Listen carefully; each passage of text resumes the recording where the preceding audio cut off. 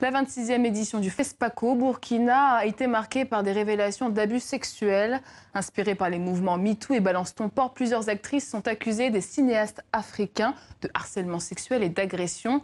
Dans la foulée, un hashtag et un mouvement, Même pas peur, ont été lancés pour libérer la parole des femmes sur le continent. L'Afrique va-t-elle se mobiliser? On en parle avec Nadège Bossondiane. Vous êtes à l'initiative du mouvement. Bonsoir. Bonsoir. Alors vous revenez tout juste du FESPACO, vous êtes actrice. On vous voit d'ailleurs dans la série de TV5 River Hotel, c'est ça?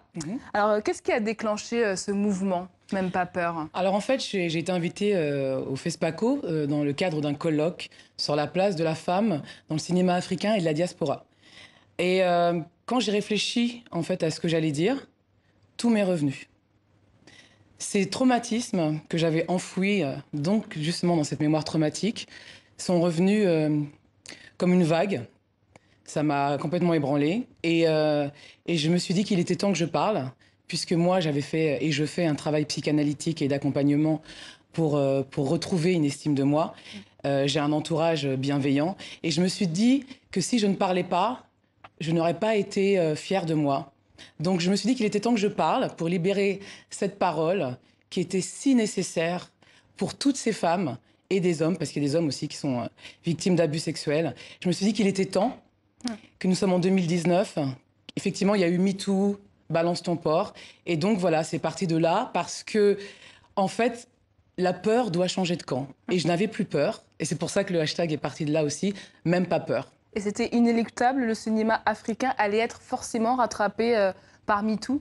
Alors en fait, moi, parce que depuis, j'ai recueilli plein de témoignages de femmes, réalisatrices, actrices, productrices. Je ne peux même pas vous imaginer à quel point c'est terrible. C'est un fléau. Il y a des prédateurs sexuels qui se servent des films qu'ils font uniquement pour abuser des femmes. C'est vraiment une organisation. C'est-à-dire que là, je suis au tout début d'une découverte de quelque chose qui est pour moi hallucinant et horrifiant. Alors, Koné Sirabana Mamadou à Abidjan nous demande qu'est-il advenu des personnes qui ont été accusées au FESPACO? Alors, Tahirou Ouedraogo, sa série a été retirée, donc ne sera pas projetée, sur TV5 Monde, diffusée sur TV5 Monde, et il a perdu son partenariat avec Orange. Quant aux autres, moi, je n'ai pas dit de non. Je n'ai pas dit de non parce que les faits étaient prescrits. Et puis, c'est surtout qu'en fait, j'avais pas envie qu'on s'attarde sur une ou deux personnes, en fait, moi, dans mon cas, parce que je sais qu'ils sont nombreux. Donc, je voulais ouvrir, en fait, je voulais vraiment pouvoir donner la force, en fait, de faire parler, parce qu'en fait, on ne peut se reconstruire que si on libère la parole. Et justement, autre réaction de Kouroussa en Guinée, Mamadi Kouyaté nous dit « Celles qui refusent les avances se verront écartées au profit de celles qui acceptent l'harcèlement sexuel ». En tant qu'actrice, est-ce que ce sont des situations dans lesquelles vous vous êtes retrouvée? Tout à fait. C'est-à-dire que moi, là, j'ai eu 2 agressions. Une au Burkina où le producteur, en fait, voulait coucher avec moi. J'ai refusé. Il m'a dit qu'il avait les clés de ma chambre. Il m'a confisqué mon billet d'avion. Donc ça, c'est la première chose que j'ai eue qui est du harcèlement sexuel. Et la deuxième chose que j'ai eue sur un tournage en Centrafrique, où là, en fait, vraiment, le producteur et le réalisateur étaient très, très pressants jusqu'à aller jusqu'à une agression sexuelle. En fait, ce qui est terrible avec notre métier, nous sommes dans un métier de précarité. Et en fait, on nous dit ça. Si tu ne couches pas avec nous, tu ne travailleras plus. On nous met des pressions terribles. Vraiment, les témoignages que je recueille sont toujours les mêmes mots. Voilà. Alors pour Camara Zamba Bamako, l'Afrique doit se lever pour combattre ce fléau toxique, mais avec quelles armes? Alors justement, la première chose, c'est de parler. Là, nous sommes nous sommes au tout début de ce mouvement et le collectif Même pas peur.